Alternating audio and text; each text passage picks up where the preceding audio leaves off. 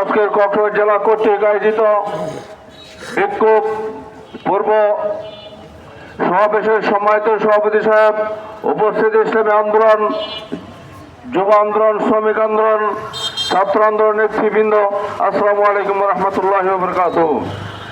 আমরা সবাই জানি আমরা এমন একটা মুহূর্তে আজকে কক্সবাজারে বিক্ষোভ মিছিল নিয়ে বের হয়েছে, যে সময়ে গাজায় মানুষ মারতে মারতে আর মারার জন্য আর কেউ নাই বললেও চলে, ঠিক কিনা বন্ধুরা? আমরা জানি বিশ্বের মানবতাবাদী সংগঠন জাতিসংঘকে আমরা বলতে চাই সেটা মানবতাবাদী সংগঠন নয়, সেটা হচ্ছে ইহুদিদের রক্ষাকারী সংগঠন, ঠিক কিনা বন্ধুরা?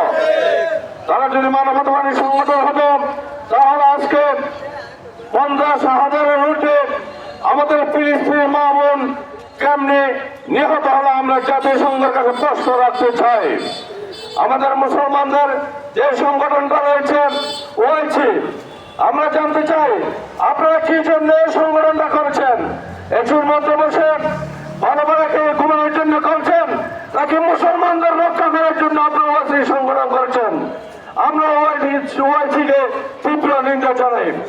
আমরা এই মুহূর্তে কিছু করতে না পারলেও আমরা মুসলমান হিসেবে আমাদের ইমানি দায়িত্বটুকু পালন করার জন্য আমরা রাজপথে নেমেছি। ইনশাআল্লাহ আগামীতে যত কর্মসূচি আসবে আমরা সবাই ঐক্যবদ্ধ হয়ে সফলভাবে সম্পন্ন করার উদ্যোক্ত আহ্বান জানিয়ে সঙ্গে আলোচনা শেষ করছি। আলহামদুলিল্লাহ রাব্বিল আলামিন। সমাবেশের সময় এতক্ষণ পর্যন্ত বক্তব্য রাখলেন